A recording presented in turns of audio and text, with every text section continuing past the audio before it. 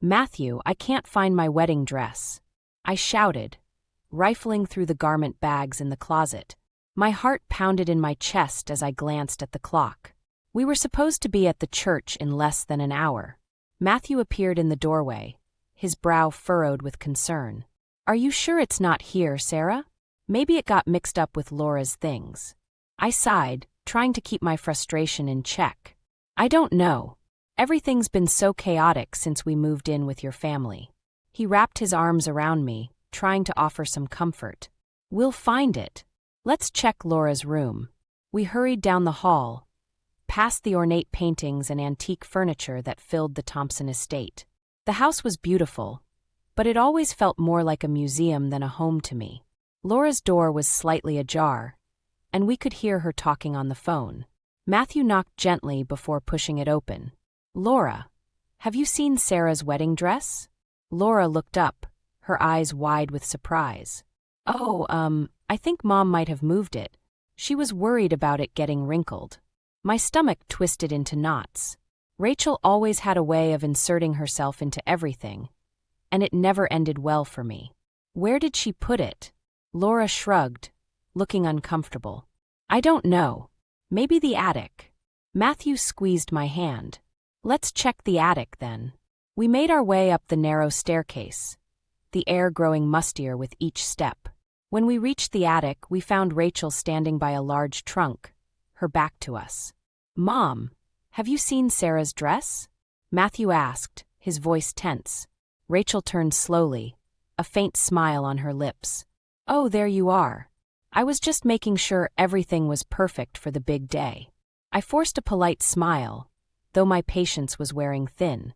"Do you know where my dress is, Rachel?" She opened the trunk with a flourish. "Right here, dear. I thought it would be safer up here." Relief washed over me as I saw the familiar white fabric, but it was quickly replaced by irritation. "Thank you, Rachel. We should get going." Rachel's smile didn't reach her eyes. "Of course. You wouldn't want to be late." We hurried back downstairs, and I quickly changed into my dress. The ceremony was a blur of vows and smiles, but I couldn't shake the feeling of unease that had settled in my chest. The reception was held at the Thompson estate, and as the evening wore on, I found myself cornered by Rachel. "Sarah, dear, I hope you understand that being part of this family comes with certain expectations." I nodded, trying to keep my expression neutral. "I understand." Rachel's gaze was piercing. "Good, because I won't tolerate anything less than perfection." Matthew joined us, sensing the tension.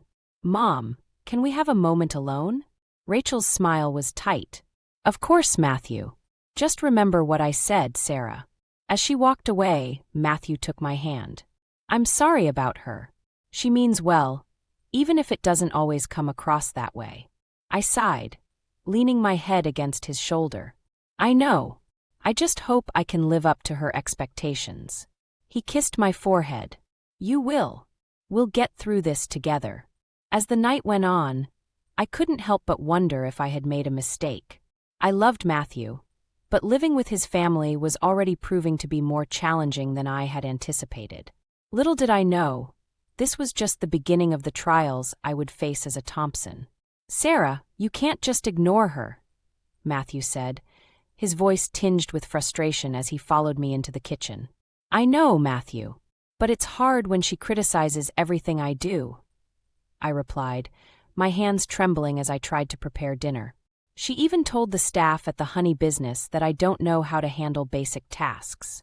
Matthew sighed, running a hand through his hair. "I'll talk to her again. She'll come around eventually." I wanted to believe him, but Rachel's disapproval seemed to be a permanent fixture in our lives. As I chopped vegetables, I could feel her eyes on me, scrutinizing my every move. "Sarah, dear, are you sure you know what you're doing?" Rachel's voice cut through the air like a knife. I turned to face her, forcing a smile. "Yes, Rachel. I'm just making a salad." She raised an eyebrow. "Well, I hope it's better than the last one." The guests weren't impressed. I clenched my jaw, trying to keep my composure. "I'll do my best." Matthew stepped in, placing a hand on his mother's shoulder. "Mom, give her a break. She's doing fine." Rachel huffed, clearly not convinced. Fine. But remember, Sarah, this family has high standards. As she walked away, I let out a breath I didn't realize I was holding. Thanks, Matthew. He kissed my forehead. We'll get through this. Just hang in there. The next day, I decided to visit the Thompsons' honey office to see if I could help out. Maybe if I showed some initiative, Rachel would start to see me in a better light. When I arrived, the atmosphere was tense. The employees glanced at me with a mix of curiosity and skepticism. I approached one of the workers, a middle-aged woman named Linda. Hi, Linda. I'm Sarah, Matthew's wife. I was wondering if there's anything I can do to help, I said, trying to sound confident. Linda looked me up and down before replying. You can start by organizing these invoices. It's a mess. I nodded, eager to prove myself. As I sorted through the papers, I overheard snippets of conversation. She's just trying to impress Rachel, one employee whispered. Good luck with that, another replied. Rachel's impossible to please. Their words stung, but I pushed on, determined to make a good impression. By the time I finished, the office was much more organized, and I felt a small sense of accomplishment. Just as I was about to leave, Rachel walked in. Her eyes scanned the room before landing on me. What are you doing here, Sarah? I wanted to help out, I replied, trying to keep my voice steady. I organized the invoices and cleaned up a bit. Rachel's expression was unreadable. I see. Well, don't expect any special treatment just because you're family. I nodded, feeling deflated. Of course not. As I walked back to the house, I couldn't shake the feeling of inadequacy. No matter what I did, it seemed like it was never enough for Rachel. That evening, as Matthew and I sat down for dinner, I tried to put on a brave face. I went to the office today. Tried to help out. Matthew looked surprised. Really? How did it go? I shrugged. It was okay. I organized some things, but Rachel wasn't exactly thrilled. He frowned. I'm sorry, Sarah. I know it's tough, but she'll come around eventually. I wanted to believe him, but deep down, I wasn't so sure. As the days turned into weeks, Rachel's criticisms continued, and the strain began to take its toll on our marriage. One evening, as I was folding laundry, I felt a wave of dizziness wash over me. I sat down, trying to steady myself, but the feeling persisted. Matthew, I think something's wrong. I called out, my voice shaky. He rushed to my side, concern etched on his face. What's going on? I don't know. I just feel off, I replied, clutching my stomach. Matthew's eyes widened. We need to get you to a doctor. The next morning, we sat in the doctor's office, waiting for the results of my tests. My heart pounded in my chest, a mix of fear and anticipation. Finally, the doctor entered the room, a smile on her face. Congratulations, Sarah. You're pregnant.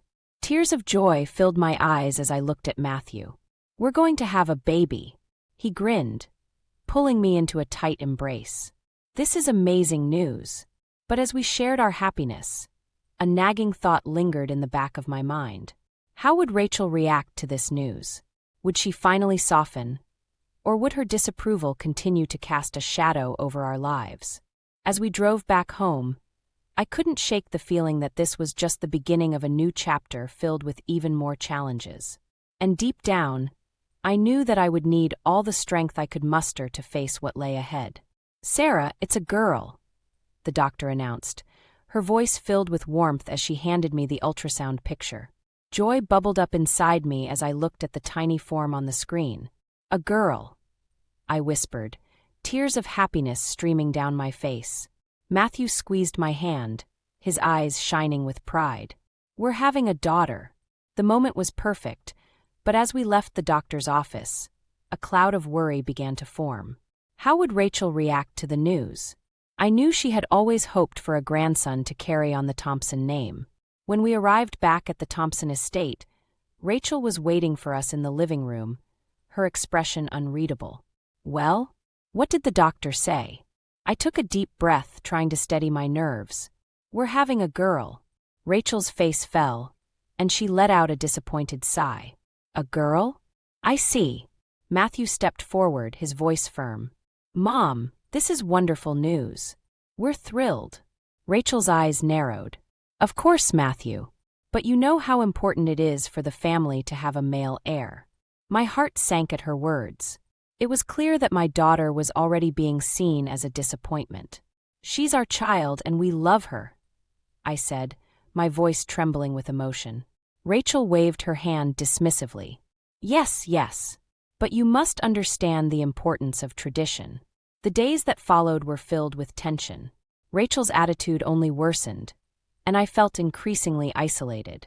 Even the employees at Thompson's Honey seemed to share Rachel's disappointment, their whispers and sidelong glances making me feel like an outsider. One afternoon, as I was sitting in the garden trying to find some peace, Laura arrived home.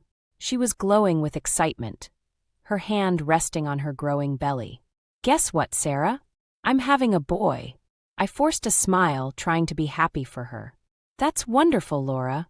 Congratulations." She beamed, oblivious to my inner turmoil. "Mom is over the moon. She's already planning the nursery." As Laura went on about her plans, I couldn't help but feel a pang of jealousy. The contrast in the way we were treated was glaringly obvious, and it only deepened my sense of frustration and loneliness. That evening, as I lay in bed, Matthew wrapped his arms around me. "I'm sorry, Sarah. I know this is hard." Tears welled up in my eyes. "I just want our daughter to be loved and accepted." He kissed my forehead. "She will be. By us."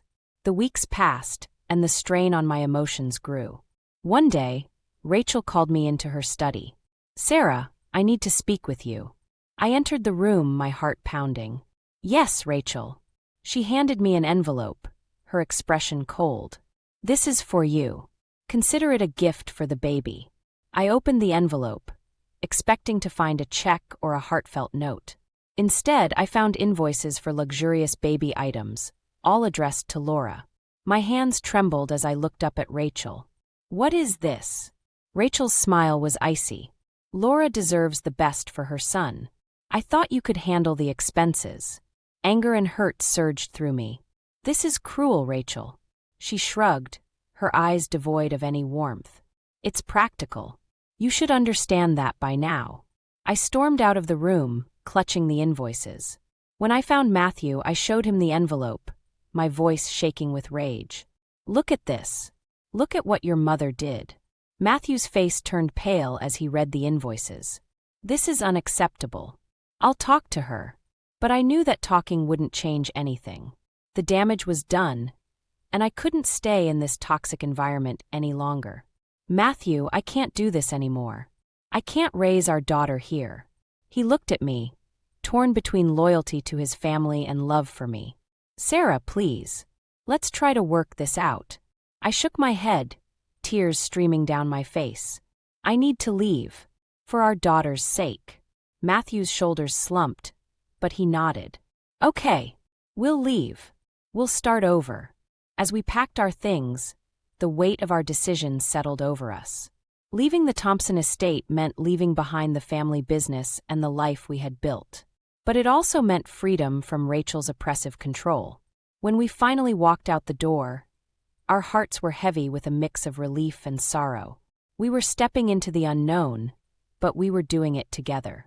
And as we drove away, I couldn't help but feel a glimmer of hope for the future, even as the past loomed large in the rearview mirror. The apartment was small, but it was ours. As I unpacked the last of our boxes, I felt a mixture of relief and anxiety. We had left the Thompson estate and all its baggage behind, but the future was uncertain. Matthew was in the kitchen, setting up the coffee maker. "How are you holding up?" he asked, glancing over at me. "I'm okay," I replied, though my voice wavered. "It's just a lot to take in." He walked over and wrapped his arms around me. "We'll get through this. We're a team." I nodded, leaning into his embrace. "I know. It's just, everything feels so up in the air." Just then my phone rang. It was my mother. "Hi, Mom." "Sarah, sweetheart, how are you?" Her voice was filled with concern. "We're managing. It's a big adjustment, but we're getting there. Why don't you come over for dinner tonight?" Your father and I would love to see you both. I smiled, feeling a sense of comfort. That sounds wonderful. We'll be there. As we drove to my parents' house, I felt a sense of peace wash over me.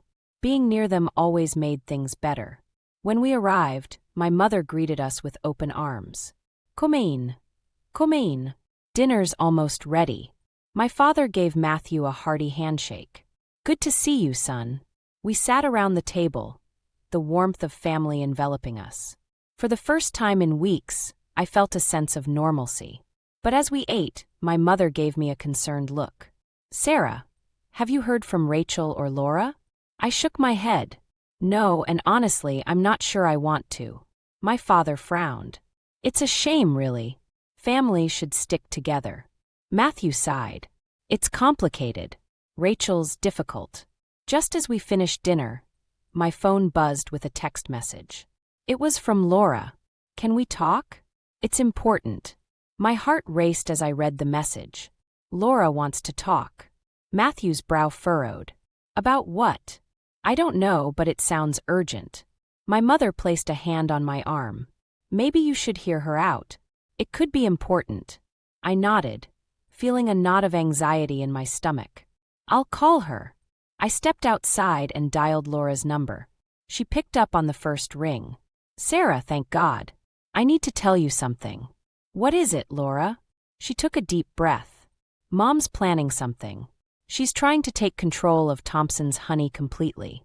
She's cutting Matthew out. My blood ran cold. What? Why would she do that? She thinks Matthew's decision to leave was a betrayal.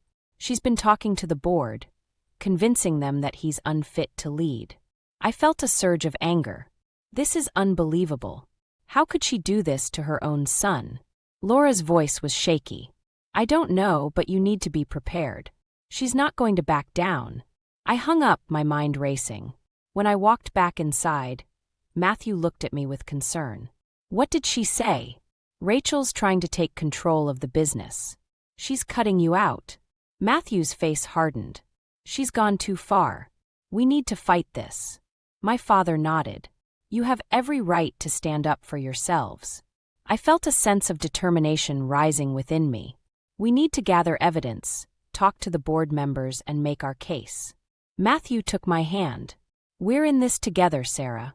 We'll fight for what's right. The next few days were a whirlwind of phone calls, meetings, and strategy sessions.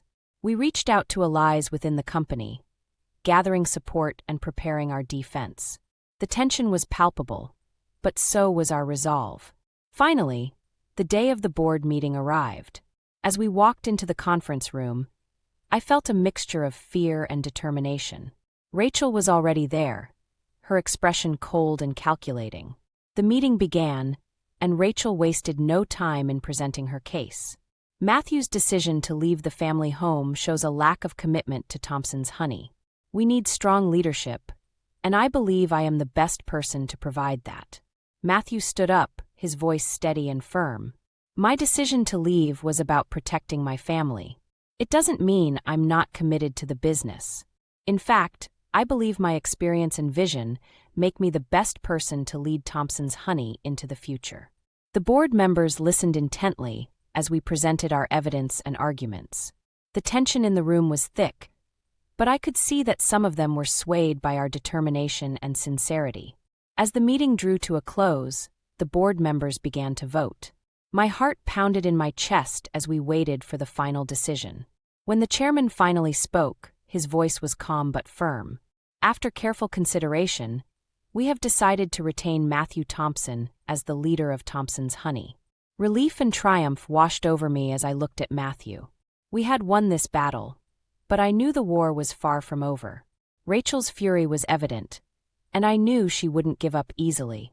As we left the conference room, I felt a sense of renewed determination. We had faced a major crisis and come out stronger, but the road ahead was still uncertain, and I knew we would need all our strength and resilience to navigate the challenges that lay ahead. The day our daughter Lily was born should have been one of the happiest of my life. Holding her tiny form in my arms, I felt a surge of love and protectiveness. But Rachel's shadow loomed large even in the delivery room. When Matthew handed me the envelope Rachel had given him, I hoped it contained a gesture of goodwill, a sign that she was ready to accept us. But as I pulled out the invoices for Laura's baby items, my heart sank. This wasn't generosity. It was a slap in the face.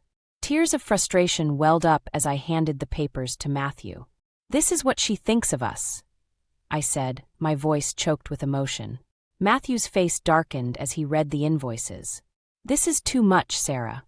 We need to confront her." I nodded, my resolve hardening. "Yes, but not here. Let's get home first." Back at our apartment, the reality of our situation hit me like a ton of bricks. We were on our own, with a newborn to care for and a mother-in-law determined to make our lives miserable. As I rocked Lily to sleep, I felt a surge of determination. We needed to take control of our lives. The next day, Matthew and I sat down to discuss our options. "We can't keep living like this," I said, my voice steady. "We need to find a way to support ourselves independently." Matthew nodded. "I agree. I've been thinking about starting our own honey business. We have the knowledge and the skills. We just need to find the resources." It was a daunting prospect, but the idea of building something together, free from Rachel's influence, gave me hope. "Let's do it," I said, feeling a spark of excitement. We spent the next few weeks researching, planning, and reaching out to potential investors. It was exhausting, but the vision of a future on our own terms kept us going. My parents were a constant source of support, offering advice and encouragement. One evening, as we were finalizing our business plan, Matthew received a call from Laura. "Matthew, you need to come to the house. Mom's not well." My heart skipped a beat. Despite everything, Rachel was still family. "Go," I urged. "I'll take care of Lily." Matthew kissed me on the forehead. "I'll be back as soon as I can." Hours passed, and I couldn't shake the feeling of dread. When Matthew finally returned, his face was pale and drawn. "Mom had a stroke," he said, his voice barely above a whisper. I felt a mix of shock and sorrow. "Is she going to be okay?" "The doctors don't know yet. She's stable, but it's too early to tell." As the days went by, Rachel's condition remained uncertain. Matthew spent most of his time at the hospital, and I struggled to balance caring for Lily and supporting him. Our plans for the business were put on hold as we navigated this new crisis. One evening, as I was putting Lily to bed, Matthew called. "Sarah, I need you to come to the hospital. Mom wants to see you." I felt a knot of anxiety in my stomach. "All right, I'll be there soon." When I arrived, Rachel was lying in her hospital bed, looking frail and vulnerable. Matthew was sitting by her side, holding her hand. As I approached, Rachel's eyes met mine, and I saw a flicker of something I hadn't seen before: regret. "Sarah," she said, her voice weak. I need to apologize." I was taken aback. "Rachel, you don't have to." "No," she interrupted. "I do. I've been cruel to you, and it's not fair." I was so focused on my own expectations that I forgot what really matters. Tears welled up in my eyes. "Thank you, Rachel. That means a lot." She reached out and took my hand. "Take care of Matthew and Lily. Build your business. You have my blessing." As I left the hospital that night, I felt a sense of closure. Rachel's apology didn't erase the past, but it was a step towards healing. With her blessing, I felt a renewed sense of purpose. Back at home, Matthew and I sat down to revisit our plans. "We need to move forward," I said, my voice filled with determination. "For Lily, for us, and for the future we want to build." Matthew nodded, a spark of hope in his eyes. "Let's do this, Sarah. Together." As we dove back into our work, I felt a sense of optimism. The road ahead would be challenging, but we were stronger now, united in our resolve. And as I looked at Lily sleeping peacefully in her crib, I knew we were on the right path, ready to face whatever came our way. The morning sun filtered through the curtains, casting a warm glow over our small apartment. I stood in the kitchen, preparing breakfast while Lily cooed in her crib. Matthew was already at the dining table, poring over business plans and spreadsheets. The scent of freshly brewed coffee filled the air, a small comfort amidst the chaos of our lives. "Sarah, can you check these numbers?" Matthew asked, his brow furrowed in concentration. I wiped my hands on a dish towel and joined him at the table. "Sure, let me see." As I reviewed the figures, a sense of pride welled up inside me. We had come so far in such a short time, building our business from the ground up. But the challenges were mounting, and we knew we couldn't afford any mistakes. Just then my phone buzzed with a message. It was from Laura. "We need to talk. Urgent." My heart skipped a beat. "Matthew, it's Laura. She says it's urgent." He looked up, concern etched on his face. "Call her." I dialed her number, and she picked up almost immediately. "Sarah, you need to come to the house. It's about Mom." My stomach churned. "What happened?" "She's worse. The doctors say it doesn't look good. She wants to see you both." I glanced at Matthew, who was already standing up, ready to go. "We're on our way." The drive to the Thompson estate was tense. Memories of our last confrontation with Rachel flooded my mind. But this time, the stakes were higher.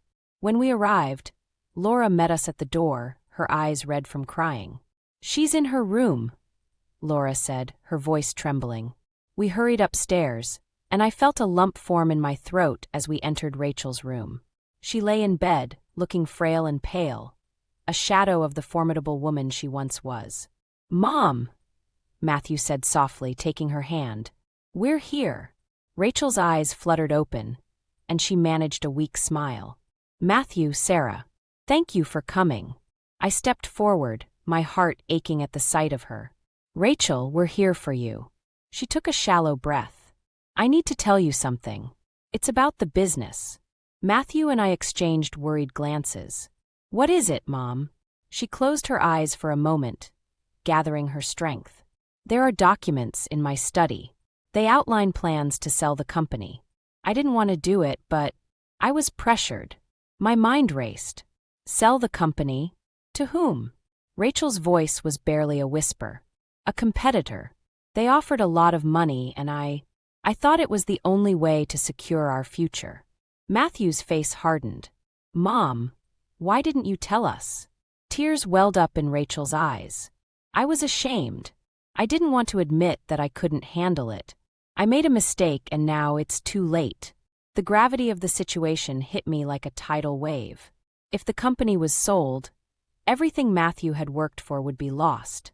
Our future, our dreams, all of it hung in the balance. "We need to find those documents," I said, my voice filled with urgency. "We have to stop this." Matthew nodded, determination in his eyes. "Let's go." We raced to Rachel's study, Laura trailing behind us. The room was cluttered with papers and files, and we frantically searched for the documents Rachel had mentioned. Time was running out, and the weight of the moment pressed down on us.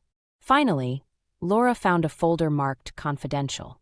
She handed it to Matthew, her hands shaking. "This must be it."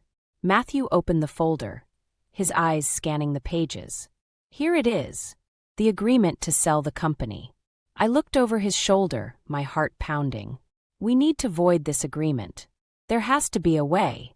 Just then, Rachel's lawyer, Mr. Jenkins, appeared in the doorway. "I heard you were here. What's going on?" Matthew handed him the folder. "We need to stop this sale. There has to be a way." Mr. Jenkins reviewed the documents, his expression serious. "It's not going to be easy. The agreement is legally binding, but there may be a loophole. If we can prove that Rachel was coerced, we might have a chance." The room fell silent as we absorbed his words.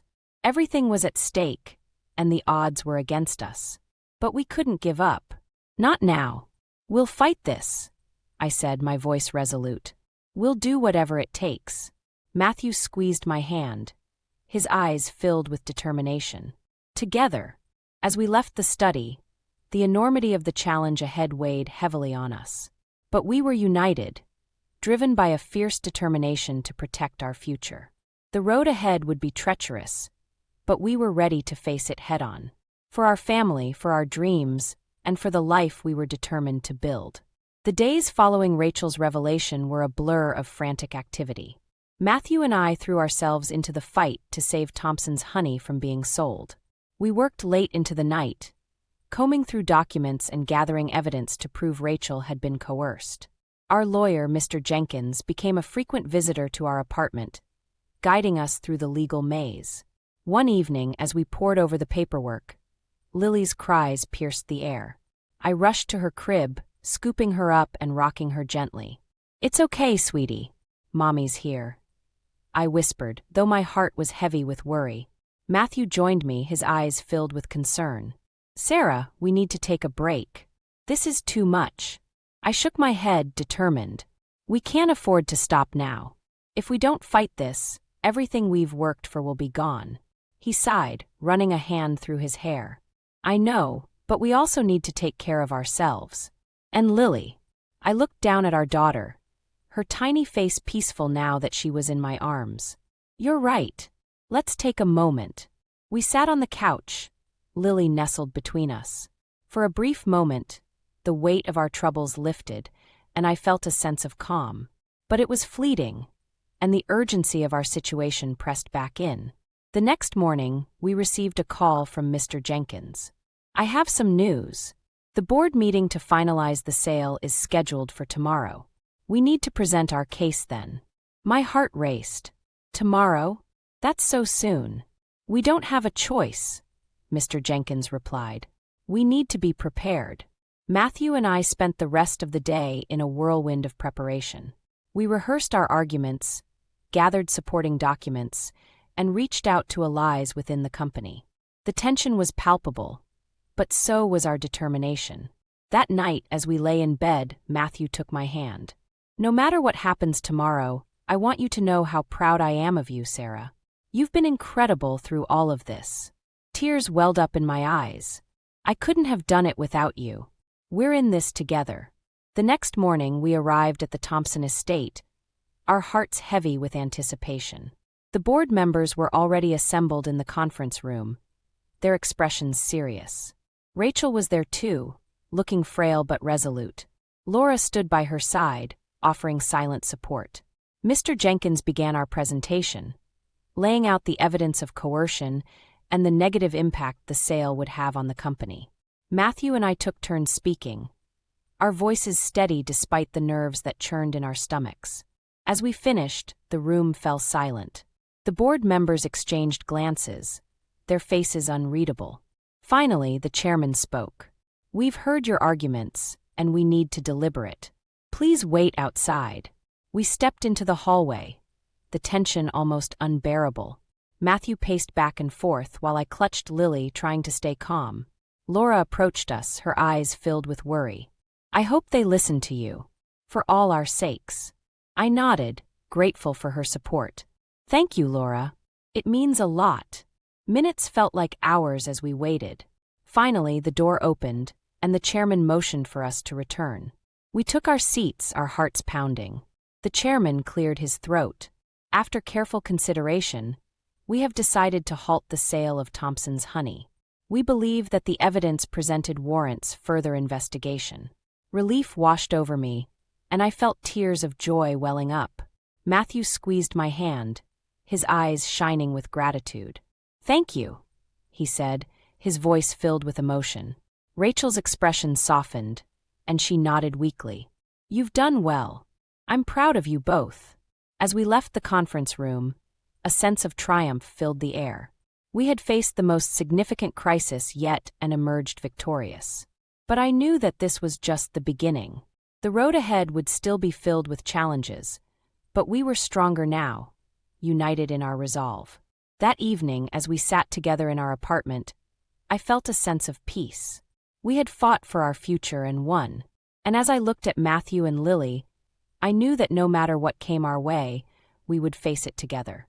The weeks after the board's decision to halt the sale of Thompson's honey were a whirlwind of activity. We were back at the helm, but the fight had taken its toll on us. Rachel's health continued to decline, and Matthew and I juggled the demands of the business with caring for Lily and supporting Rachel. One evening, as I was putting Lily to bed, Matthew walked in, looking more exhausted than I'd ever seen him. "Sarah, we need to talk," he said, his voice heavy with emotion. I tucked Lily in and followed him to the living room. "What's on your mind?" Matthew took a deep breath. "Mom's condition is worsening. The doctors say she doesn't have much time left. She wants to see us both." I felt a lump form in my throat. Despite everything, Rachel was still family, and the thought of losing her was painful. "Of course. We'll go."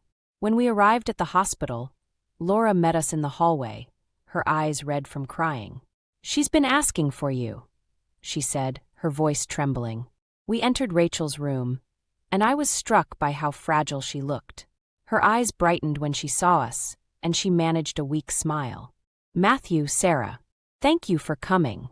Matthew took her hand, his voice choked with emotion. "We're here, Mom." Rachel looked at me, her eyes filled with a mixture of regret and gratitude. "Sarah, I want to apologize for everything.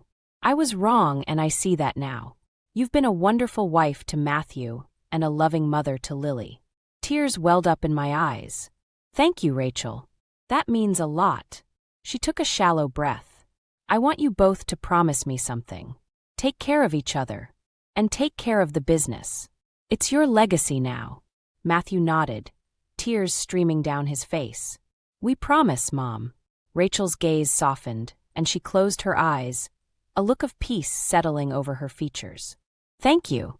I love you both." As Rachel slipped away, I felt a profound sense of loss but also a sense of closure. We had faced our greatest challenges and come out stronger. Rachel's final words were a reminder of the importance of family and the legacy we were building. In the weeks that followed, we threw ourselves into the business, determined to honor Rachel's memory and build a future for our family. The support from our employees and the community was overwhelming, and our business began to thrive. One evening, as we sat in our living room, surrounded by the warmth of our home, Matthew took my hand. "Sarah, we've been through so much, and I couldn't have done it without you." I smiled, feeling a sense of pride and accomplishment. We've done it together, and I know we can face whatever comes our way. As I looked at Lily playing on the floor, I felt a deep sense of gratitude. We had faced our darkest moments and emerged stronger, united in our love and determination. Our journey had been filled with challenges, but it had also been a journey of growth and resilience. Months later, we held a grand opening for our new honey production facility. The turnout was incredible, and the support from the community was heartwarming. As I stood beside Matthew, watching the ribbon being cut, I felt a sense of fulfillment and hope for the future. My parents were there, beaming with pride, and even Laura had come to show her support. It was a moment of triumph, a testament to our hard work and perseverance. As the sun set on that unforgettable day, I took a moment to reflect on our journey. We had faced adversity, but we had also found strength in each other. Our story was one of resilience, love, and hope. A story that would inspire others to believe in the power of family and the importance of never giving up. As we stood together, looking out at the future we had built, I knew that no matter what challenges lay ahead, we would face them together, stronger and more united than ever. And in that moment, I felt a deep sense of peace, knowing that we had found our place, our purpose, and our legacy.